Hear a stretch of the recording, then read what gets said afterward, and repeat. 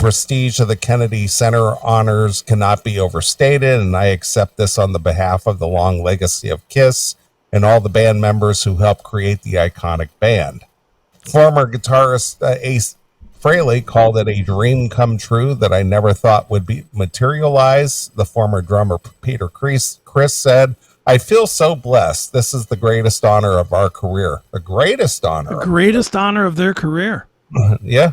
Wow. Not being put into the Rock and Roll Hall of Fame. This is better than that, apparently. Well, I'm sure that's Peter's own opinion. I'm sure Paul is like, I can't say anything bad about Donald. Can't say anything bad about Donald. Trump was the first president to never attend the annual Kennedy Center Honors Gala during his first term, and until recently, he had never taken in a single program at the beloved DC Arts Center.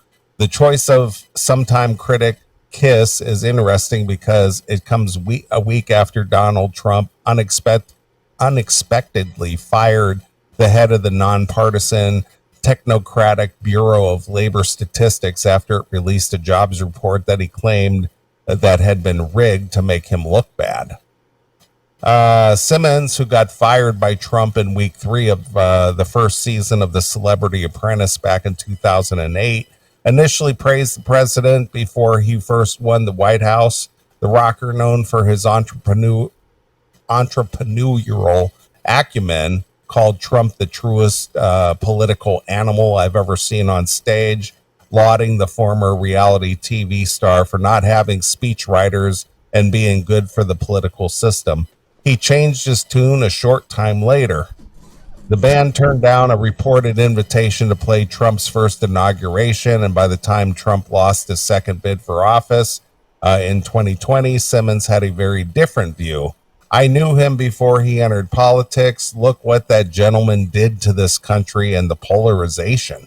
Got all the cockroaches to rise to the top. Once upon a time, you were embarrassed to be publicly racist and out there with conspiracy theories.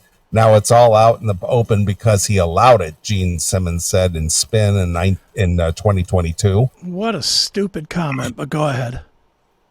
Simmons told the magazine that the two knew each other before The Apprentice from hanging around the same nightclubs, but that being president is a very different job than hosting a game show. You have a different responsibility when you're just a citizen or an entrepreneur.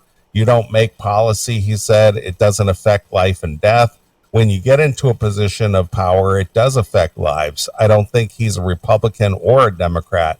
He's out for himself any way you can get there.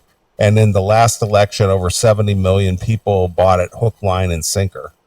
Similarly, Stanley tweeted in January 2021 that Trump's refusal to accept the results of the previous year's election loss was abhorrent, a true danger to our democracy. The issue isn't that it won't work. It's a mob boss behavior and politicians putting party over audits, investigations, court rulings, and a country in an effort to overrule the will of the American voter. Stanley also referred to the violent hordes of Trump supporters who stormed the Capitol on January 6th in 2021 as terrorists, calling the assault an armed insurrection by a mob who were all pardoned when Trump took office again. The singer also noted back then that the flames were fanned today over time by the President Trump and a specific senator who cannot be allowed now to distance from a, let's see here, let me reread this. The singer also noted back that the fans were fanned today and over time by the president and specific senators who cannot be allowed now to distance from or denounce what they have directly caused. Knowing their names, this is the result of the description. Shame.